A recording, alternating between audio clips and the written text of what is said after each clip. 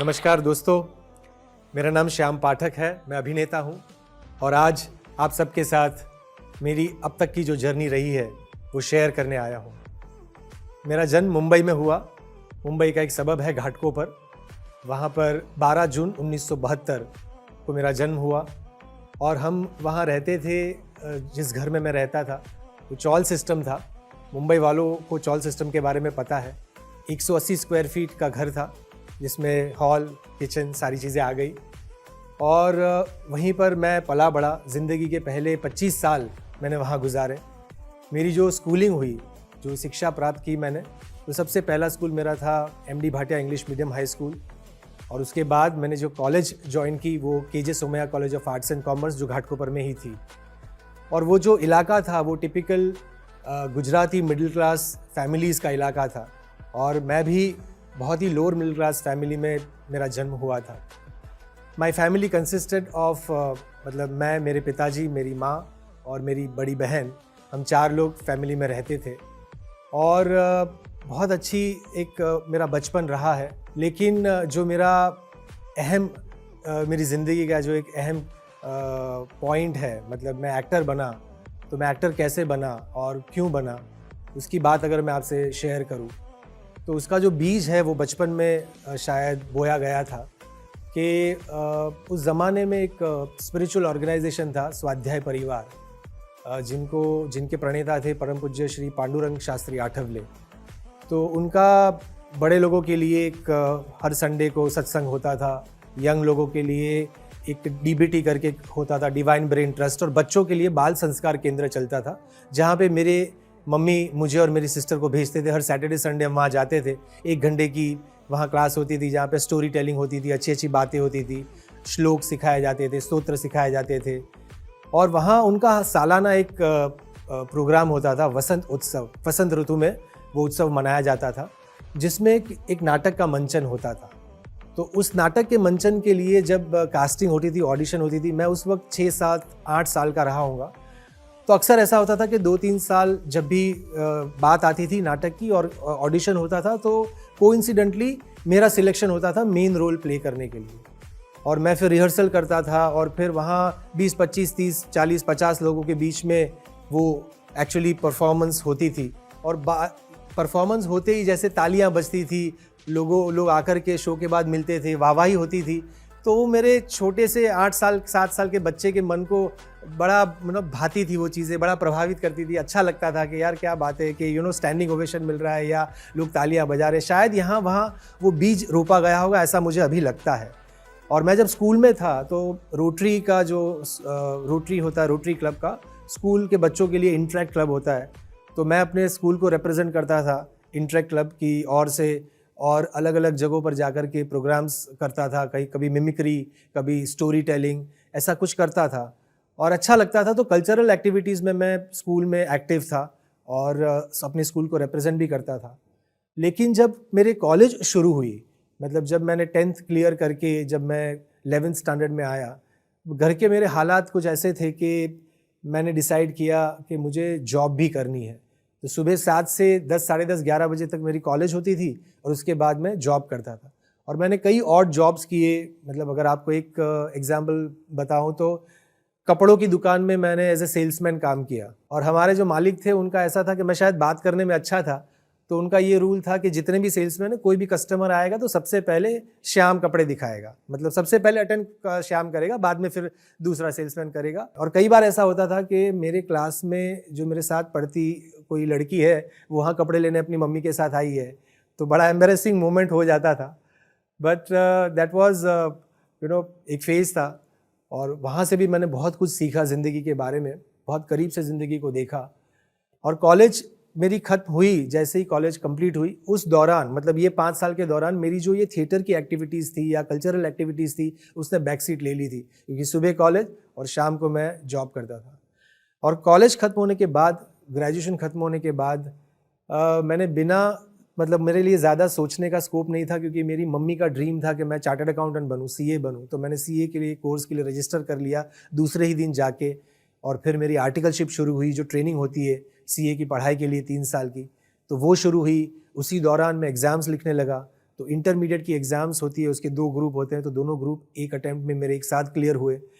तो एक जर्नी चल रही थी, एक दौर चल रहा था, लेकिन कहीं एक बैक ऑफ द माइंड ये था कि मुझे जीवन में मौका मिलेगा तो मुझे अपने मन की चीज़, मेरा जो पैशन है वो करना है, उसको अपना प्रोफेशन बनाना है। लेकिन मुझे दूर दूर तक कहीं आसार नज़र नहीं आ रहे थे। और मुंबई में national centre for performing arts है टाउन में, उसके पास में बगल में अर्नेस्ट हाउस करके है, जहाँ पे इनकम टैक्स ऑफिस होती थी। तो मेरा अक्सर अपने काम से, ऑडिट के या इनकम टैक्स के काम से वहाँ जाना होता था। तो एक दिन बस से मैंने national centre for performing arts देखा और मैं बहुत ही मतलब डरते डराते मैंने सोचा कि चलो वहाँ जाके देखता हूँ ना क्या होता है। मैं आपको ये बात बता रहा हूँ आज से ऑलमोस्ट 28 साल पहले की। तो तब मैं वहाँ डरते डराते गया तो मुझे पता चला कि वहाँ पर एक्सपेरिमेंटल थिएटर है, टाटा थिएटर है और एक लाइब्रेरी है पीछे की तरफ, जहाँ पे उस टाइम पर सालाना सब्सक्रिप्शन था 25 रुपये। तो मैंने 25 रुपये भर के वहाँ का पूरे साल का सब्सक्रिप्शन ले लिया। वहाँ एक लाइब्रेरियन थी, पारसी लेडी, और वहाँ पर बहुत सारे यंग लोग थिएटर से जुड़े हुए आते थे, जिनकी किसी की फेलोशिप चल रही थी, किसी का कुछ चल रहा था। तो मेरे लिए फिर वो दौर ऐसा हो गया कि मंडे टू फ्राइडे मैं ऑफिस में जाता था, अपना काम करता था, और सैटरडे संडे मेरी छुट्टी होती थी। तो मैं सुबह 9 बजे अपने घर से निकल जाता था और लाइब्रेरी खुलने से पहले वहाँ पहुँच जाता था। लाइब्रेरी खुलने के साथ मैं अंदर चला जाता था, वहाँ पर 1-1:30 बजे तक पढ़ता था, क्योंकि वहाँ पर थिएटर, एक्टिंग, डायरेक्शन को लेकर के बहुत सारी किताबें, बहुत सारा मटेरियल वहाँ पे था और मुझे बहुत मज़ा आता था। तो वहाँ पे मुझे पता चला कि बर्टोल्ट ब्रेख्त कौन है, स्टेनिस्लेवस्की कौन है, पीटर शेफर्स कौन है, ये सारी चीज़ें मुझे वहाँ पता चली। और 1:30 बजे जब लंच ब्रेक होता था तो मैं नीचे आता था, वहाँ पर एक ठेला था, वहाँ पर एक सैंडविच और एक चाय, ये मेरा लंच होता था। फिर वापस आ जाता था और शाम को 6 साढ़े 6 बजे तक, जब तक लाइब्रेरी खुली रहती थी तब तक मैं वहाँ रहता था, पढ़ता था। और वहाँ मेरी दोस्ती हो गई एक थिएटर डायरेक्टर हैं, बहुत ही, अब तो नहीं रहे वो, बहुत ही यंग और टैलेंटेड एमिनेंट थिएटर डायरेक्टर थे, चेतन दातार। तो उनकी वहाँ फोर्ड फाउंडेशन की फेलोशिप चलती थी, उनके साथ दोस्ती हो गई। तो उन्होंने बताया कि अगर तुम्हें कभी प्ले देखना हो शाम को तो तुम चले जाओ। मैंने कहा मेरे पास तो पैसे नहीं है, मैं कैसे नाटक देखूंगा। तो बोला यू गो बैक स्टेज, आप बैक स्टेज जाइए और डायरेक्टर से रिक्वेस्ट कीजिए कि मैं थिएटर का स्टूडेंट हूँ और अगर उनको अच्छा लगेगा तो शायद आपको वो देखने देंगे। तो मैंने कहा ये तो अच्छी बात है, मैं ट्राई करता हूँ। तो सुबह 9-10 बजे से लेकर 6 बजे तक लाइब्रेरी में रहता था। 6 साढ़े 6 को मैं वहाँ जाता था बैक स्टेज में, और अक्सर ऐसा होता था कि डायरेक्टर को लगता था कि अच्छा बच्चा है, इसको देखने का मौका देना चाहिए। तो मैं एक नाटक देखता था, 8:30-9 बजे तक नाटक वो पूरा होता था और फिर मैं वापस वीटी स्टेशन आता था, ट्रेन पकड़कर घाटकोपर पर आता था और बहुत खुश होकर घर आता था, बिकॉज वो मुझे पूरे हफ्ते की एनर्जी दे देता था। मैं इतना खुश होता था कि मैंने अपने मन की चीज़ जो है वो की। वापस फिर मंडे टू फ्राइडे अपना रूटीन शुरू हो जाता था। तो इसी दौरान में मुझे पता चला कि मुंबई में एकजुट थिएटर ग्रुप नाम की जो संस्था है, जो नादिरा ज़हीर बब्बर चलाती हैं, कई सालों से प्रोफेशनल हिंदी थिएटर करते हैं, जिनके ज़्यादातर मंचन जो नाटक है वो पृथ्वी थिएटर में होते हैं। उनकी एक वर्कशॉप का ऐड मैंने देखा वहाँ पर। तो मैंने कहा मैं कैसे ज्वाइन करूँ, मतलब हिम्मत नहीं होती थी, क्योंकि मैं ऐसे माहौल में पला बड़ा था कि वहाँ मैं किसी को ये बोल दूँ कि मुझे एक्टिंग करनी है, मुझे एक्टर बनना है, तो शायद मुझ पर हंसेंगे और कहेंगे कि बेटा चुपचाप अपनी पढ़ाई कर, शादी कर, जॉब ले और सेटल हो जा, एक्टिंग वैक्टिंग का क्या ये भूत सवार है। तो मैं किसी को ये अपने मन की बात कहने की मतलब हिम्मत भी नहीं थी। तो मैंने ये ऐड पढ़ा, फिर उसमें पढ़ा था, उसमें मैंने लिखा, उसमें फ़ीस के बारे में लिखा था कि नॉर्मल फ़ीस इतनी और स्टूडेंट्स के लिए इतनी फ़ीस है, शायद 500 रुपया ऐसा कुछ फ़ीस थी और नॉर्मल 750 रुपये थी। तो मैंने अगले दिन बांद्रा में रिजवी कॉलेज है वहाँ चला गया। तो वहाँ मैंने अपने सीए का आई कार्ड उनको दिखाया और मैंने एडमिशन लिया और मैंने वो वर्कशॉप की। उस वर्कशॉप में लगभग 80 से 100 लोग थे, पार्टिसिपेंट्स थे। लेकिन उस 15 दिन की वर्कशॉप मैंने ये सोचा था कि 3-4 दिन करूँगा, नहीं अगर अच्छा लगा तो नहीं करूँगा, किसी को क्या पता चलने वाला है कि मैंने वर्कशॉप ज्वाइन की है। लेकिन 15 दिन कब गुजरे पता नहीं चला। और at the end of those 15 days वहाँ से मतलब उन्होंने एक 4 से 6 लोगों को चुना था, जिनको उन्होंने कहा कि हम आपको इनवाइट करते हैं कि अगर आप प्रोफेशनली थिएटर करना चाहते हैं और हमारा ग्रुप ज्वाइन करना चाहते हैं तो आप हमारा ग्रुप ज्वाइन कर सकते हैं। तो मेरे लिए ये बहुत बड़ी बात थी उस दिन। लेकिन क्या था कि मेरी एग्ज़ाम्स थी, मतलब फाइनल की, सीए फाइनल की एग्ज़ाम्स थी, तो मेरी स्टडी लीव शुरू होने वाली थी। तो 3 महीने मुझे पढ़ाई करनी थी और उसके बाद एग्ज़ाम लिखने के बाद मैंने उनसे कहा था कि जैसे मेरी एग्ज़ाम ख़त्म होगी मैं आकर के ज्वाइन कर दूँगा। लेकिन उस दिन से एक दिन भी मेरा मन पढ़ाई में नहीं लग रहा था, क्योंकि मेरे मन में वही चल रहा था कि कब एग्ज़ाम ख़त्म हो और कब जाकर मैं ग्रुप ज्वाइन करूँ। और मुझे याद है आज भी कि वो 6 नवंबर शायद दिन था, 1st to 5th एग्ज़ाम होती है, वो एग्ज़ाम ख़त्म करके उसी दिन शाम को मैं चला गया उनकी जो रिहर्सल स्पेस थी वहाँ पर, तो पता चला कि पृथ्वी फेस्टिवल के लिए वो लोग एक प्लेटफॉर्म परफॉर्मेंस कर रहे हैं, राजा की रसोई। और नादिरा जी ने, जो डायरेक्टर थे अतुल तिवारी जी, उनसे कहा कि जो सूत्रधार का किरदार है वो ट्राई करो, श्याम को दो अगर वो कर पाता है तो इस तरह से मुझे सूत्रधार का किरदार मिला और मैंने किया वो, और प्लेटफॉर्म परफॉर्मेंस की रिहर्सल्स हुई कुछ दिनों और फिर वो शो हुआ। And it was everything was, मतलब मेरी बिलीफ के बाहर की चीज़ थी। कहाँ मैं घाटकोपर के टिपिकल गुजराती मिडिल क्लास चौल सिस्टम में रहने वाला एक लड़का, मैं आज पृथ्वी थिएटर में एक नाटक का परफॉर्मेंस हो रहा है जहाँ मैं परफॉर्म कर रहा हूँ, और धीरे धीरे फिर मेरा एकजुट का दौर शुरू हुआ। वहाँ पे बैक स्टेज से मैंने शुरुआत की, क्योंकि ग्लैमर वर्ल्ड जो है वो मतलब हमें पता है, लेकिन उसके पीछे की जो मेहनत है वो एक अलग लेवल की होती है। तो मैं बहुत फॉर्चुनेट हूँ कि मैं एक ऐसे ग्रुप के साथ मेरा जुड़ना हुआ जहाँ पे मेरी शुरुआत बहुत ही मतलब बैक स्टेज से होकर के धीरे धीरे मैं एक्टिंग की एक पायदान में ऊपर आता गया। तो एकजुट के साथ मैंने कई साल काम किया। कई साल काम करने के बाद मैंने कई सारे नाटक उनके साथ किया, संध्या छाया, दूरबीन, बहुत सारे बात लात की हालात की, कई सारे नाटक हमने किए। और कई सारे नाटकों में मुझे बहुत कुछ सीखने को मिला। दया शंकर की डायरी जो आशीष जी परफॉर्म करते थे, या सकुबाई जो सरिता जोशी परफॉर्म करती थी, उनके साथ रहकर काफ़ी कुछ सीखने को मिला। लेकिन मुझे लगा था कि अगर मुझे एक्टिंग को अपना प्रोफेशन बनाना है तो अगर मौका मिले तो I should get myself train in an institutionalize setup. लेकिन मुझे रास्ता नहीं पता था कि मैं क्या करूँ, कैसे जाऊँ, कहाँ जाऊँ। इस दौरान ऐसा हुआ कि एकजुट में एक एक्ट्रेस मंदाकिनी गोस्वामी करके एक एक्ट्रेस हैं जो हमारे साथ काम करती थी। उनके हस्बैंड है रॉयस्टन एबल, जो दिल्ली में और नेशनल लेवल पे बहुत बड़ा नाम है। उनका एक प्ले था Othello play in black and white, उसका मंचन मुंबई में हो रहा था। और उस प्ले में बैरी जॉन, जो अपने आप में एक बहुत बड़ा नाम है, is one of the finest teachers of acting, और थिएटर के लिए उन्होंने इंडिया में बहुत काम किया है। तो वो उसमें यागो का रोल प्ले कर रहे थे और वो लोग बॉम्बे आ रहे थे और एकजुट उनको बाहर से सपोर्ट कर रहा था। तो उस दिन शाम को एक प्रेस कॉन्फ्रेंस थी जो अनफॉर्चुनेटली किसी कारणवश हो नहीं पाई थी। तो ग्रुप के लोगों ने कहा कि बैरी अगर यहाँ है तो we should not miss this chance, और उनके साथ एक छोटा सा वर्कशॉप होना चाहिए।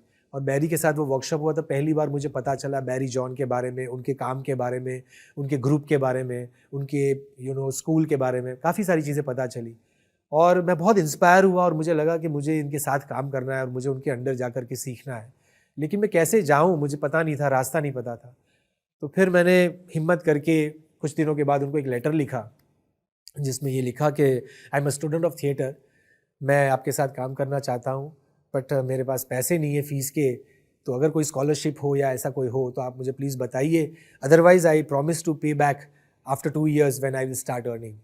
और मैं लेटर लिख के भूल गया, मुझे लगा था मुझे कहाँ जवाब आएगा, इतने बड़े आदमी है, कहाँ मतलब रिप्लाई करेंगे, उनको कितने हज़ारों इस तरह से रिक्वेस्ट आती होंगी। लेकिन 15 दिन के अंदर मुझे रिप्लाई आया which was to my utter surprise, जिसमें 2 लाइन में सिर्फ उन्होंने जवाब लिखा था that you too come swiftly to your point I offer you a seat in my programme, in my course. और उसके लिए जो एक मिनिमम फ़ीस भरनी थी वो भी मेरे पास नहीं थी। मेरा एक बहुत ही अच्छा, बहुत ही करीबी दोस्त है मनोज जंगलानी, तो मैंने उससे बात की इसके बारे में। तो वो he was from a well to do family और उनका अपना ट्रस्ट था। तो उसने कहा कि I will speak to my brothers and हमारे ट्रस्ट में बात करूँगा एंड देखते हैं वो लोग क्या कहते हैं, because they support for higher education. फिर उसने मुझे आकर बताया कि they have agreed but they will pay your fees directly to the institution, आपके हाथ में नहीं दिया जाएगा। मैंने कहा इट इज़ फाइन, मेरे लिए इट इज़ ओके। इस तरह से मेरी फ़ीस वहाँ भरी गई। फिर मुझे दिल्ली जाना था, ज़िंदगी में पहली बार दिल्ली जा रहा था। दिल्ली में और कोई जान पहचान नहीं थी। मेरा एक बहुत ही एक क्लोज़ फ्रेंड वहाँ काम करता था, सिर्फ वही मेरा एक रेफरेंस पॉइंट था दिल्ली का। तो पहली बार इस तरह से दिल्ली गया। उसके यहाँ भोगल में उसका घर था, तो उसके पास 2 दिन रहा। फिर नोएडा गया, बैरी के साथ काम किया, और that was again one of the finest times कि मैं उनके साथ रह कर के काफ़ी कुछ सीखा, काफ़ी कुछ मैंने उनके अंदर जाना। फिर ये था कि अब मुझे नेशनल स्कूल ऑफ ड्रामा के लिए अप्लाई करना था।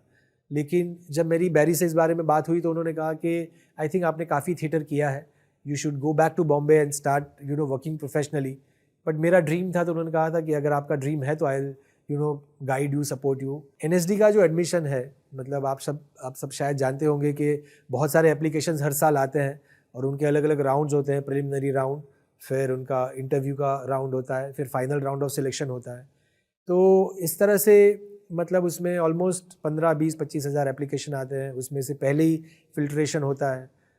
वो हुआ, मुझे कॉल लेटर जब आया तो मेरे लिए ऐसा था कि ग्रेजुएशन, उसमें ये क्राइटेरिया रहता है कि graduation, participation in 10 professional productions and 3 eminent people from your region should recommend your name why this boy और girl should be given admission in National School of Drama. तो जब मुझे कॉल लेटर आया तो मुझे लगा कि मतलब मैं ये फिल्ट्रेशन मेरा समहाउ क्लियर हुआ। उसके बाद जो प्री राउंड होता है उसमें भी रिटर्न होता है, ओरल होता है, प्रैक्टिकल होता है, उसके लिए तैयारी की मैंने, वो किया, वो करके तो फिर मैं घर आ गया था, मुंबई आ गया था। और उसका रिज़ल्ट जब निकलता है तब निकलता है, क्योंकि बॉम्बे, दिल्ली, कलकत्ता, बेंगलोर चारों सेंटर से मिला के वो जो 8-10 हज़ार लोगों को कॉल लेटर्स जाते थे उसमें से वो लोग 80 लोगों को चुनते हैं जो फाइनल राउंड ऑफ सिलेक्शन के लिए दिल्ली जाते हैं। तो इसमें अपना नंबर लगना मतलब बहुत ही ऐसा लग रहा था कि कैसे लगेगा। लेकिन मुझे अचानक से एक दिन कॉल लेटर आया और आई कुडंट बिलीव कि मुझे मेरा सिलेक्शन हुआ है for final round of selection. और इस तरह से मैं 4 दिन का जो वर्कशॉप होता है उसके लिए वहाँ जाना था। तब ऐसा माहौल था कि मेरे पिताजी के बड़े भाई, मतलब मेरे ताऊ जी की डेथ हो गई थी और नेटिव प्लेस में हमारे, तो उनका जो चौथा होता है वो हमारे घर पे होना होता है, वो रखना था, बिकॉज़ हमारा इमीडिएट फैमिली था। और वहाँ पर ऐसा था कि मुझे जाना है दिल्ली, मेरी टिकट्स बुक हुई है, मुझे मंडे को निकलना था, लेकिन मंडे को वो रखना था और थर्सडे से वर्कशॉप शुरू होने वाला था। तो मैंने जब ये न्यूज़ आई सैटरडे को तो मैं दौड़ा न्यूज़पेपर्स में, गुजराती वगैरह न्यूज़पेपर्स में उसके बारे में बताना होता है। हमने मंडे को वो रखा और मैं अकेला ही दौड़ भाग करने वाला था, वो किया हमने। उसके बाद ट्यूसडे को मैं गया और वेडनेसडे को वहाँ पहुँचा दिल्ली और थर्सडे से मैंने वर्कशॉप की। तो थर्सडे टू संडे वो वर्कशॉप की मैंने, और वर्कशॉप के बाद at the end of the workshop आपको रिज़ल्ट पता चलता है। वर्कशॉप होने के बाद मैं रिज़ल्ट देखने तक नहीं गया था। जिस दिन रिज़ल्ट था उस दिन सुबह मतलब मुझे लग रहा था कि इतने सारे लोगों में एडमिशन होना, नेशनल स्कूल ऑफ ड्रामा में एडमिशन होना कैसे होगा, मतलब बहुत मुश्किल लग रहा था। तो हम जो कुछ लोग थे वहाँ पे, डॉर्मेट्री थी जहाँ पे हम लोग 4 दिन रुके थे, हम लोग सुबह हिम्मत नहीं कर पा रहे थे जाने की, लेकिन एक और पार्टिसिपेंट था, वो दौड़ते हुए वहाँ से आया, मतलब स्कूल से आया जहाँ हमारी हॉस्टल थी, और उसने दरवाज़ा खोल के, ये सारे विजुअल्स आज भी बहुत क्लियर है मेरे दिमाग में, चिल्ला करके बोला कि श्याम तेरा हो गया है, तेरा एडमिशन हो गया है। एंड आई कुडंट बिलीव, मतलब मुझे लग रहा था कि मैं क्या करूं, मतलब। तो मैं दौड़ के, हम लोग एनएसडी गए वहाँ पर, वहाँ एडमिशन लिस्ट में देखा, मैंने नीचे से लिस्ट में देखना शुरू किया, मैंने ऊपर से भी नहीं देखा, तो नीचे नाम देखता गया तो वहाँ श्याम किशोर लिखा हुआ था। तो मुझे लगा अरे ये तो श्याम किशोर का एडमिशन हुआ है, वो बिहार से हैं। उसके ऊपर मेरा नाम लिखा हुआ था Shyam Navneet Bhai Pathak, Maharashtra. And I couldn't believe my eyes कि मेरा admission National School of Drama में हुआ है, जहाँ से नसीरुद्दीन शाह, ओमपुरी, अनुपम खेर, इतने महान महान एक्टर्स जिस संस्था ने दिए हैं, उस स्कूल में मेरा एडमिशन हुआ है। और मेरी खुशी नहीं समा रही थी, मुझे पता नहीं चल रहा था कि मैं किसके साथ ये बात शेयर करूं। फिर वहाँ से cut to I came back to Bombay. फिर मेरे पेरेंट्स रेडी नहीं थे, राज़ी नहीं थे। मेरी माँ को लग रहा था कि 3 साल के लिए चला जाएगा ये, पर किसी तरह से मैंने उनको कन्विंस किया। फिर मैं दिल्ली गया और दिल्ली में मेरे 3 साल मैंने वहाँ पर जो गुजारे, वो एक ऐसा वक्त था जो मैं ज़िंदगी भर कभी भूल नहीं पाऊँगा। वो जो एक ज़िंदगी के बारे में, थिएटर के बारे में, एक्टिंग के बारे में तो आप सीखते ही हैं, लेकिन ज़िंदगी को इतनी करीबी से आपको वो 3 साल दिखाते हैं। और वहाँ ये रहता है कि हर स्टेट से एक स्टूडेंट होता है, मतलब एक महाराष्ट्र, एक केरल, एक कर्नाटक, एक हिमाचल, इस तरह से। तो 20 अलग अलग शहर से, 20 अलग अलग कस्बों से आए हुए लोग जो हैं वो एक जगह आते हैं और 3 साल तक पढ़ाई करते हैं। और उस दौरान हमने काफ़ी कुछ सीखा। सेकेंड ईयर में हमारी एक स्टडी टूर हुई, जहाँ पे हम नॉर्थ ईस्ट में गए थे, गुवाहाटी। वहाँ पर माजोली एक biggest river island of the world है, वहाँ पर हमने एसमीज फोक फॉर्म में किंग लियर किया, अलग अलग फॉर्म में नाटक किए। हमने संस्कृत नाटक किया, अभिज्ञान शाकुंतलम, और अलग अलग फॉर्म, फारसी नाटक किया, यहूदी की लड़की। ये सारी चीज़ें वहाँ 3 साल में रहकर सीखा, बहुत एक्सटेंसिव ट्रेनिंग हुई। तो दिल्ली से मुंबई आने के बाद मैंने अपनी जर्नी शुरू की। मैंने कई सारे नाटकों में काम किया, कई सारे टेलीविज़न शोज़ में काम किया। तो शुरुआत में एक चाबी है पड़ोस में स्टार प्लस पर आता था, सोनपरी, जसूबेन जयंतीलाल जोशी की जॉइंट फैमिली, सुख बाई चांस, और अब तारक मेहता का उल्टा चश्मा। तो ये मोरलेस मेरी अब तक की जर्नी रही है। और मेरे कोई गॉडफादर नहीं थे या मेरा ऐसा कोई भी नहीं था कि किसी ने मेरे सर पे हाथ रख दिया और मुझे मौका मिल गया। मेरे पास सिर्फ यही, मेरे पास जो मूडी थी या मेरे पास जो अपनी पूंजी थी वो यही था, मेरी मेहनत, मेरी सिंसियरिटी और मेरा हार्ड वर्क। और आज मैं यहाँ आया हूँ, वो भी उसके पीछे का कारण यही है कि मैं जितने भी आपके दर्शक हैं या जो यंग जनरेशन है जो इस फील्ड में आना चाहते हैं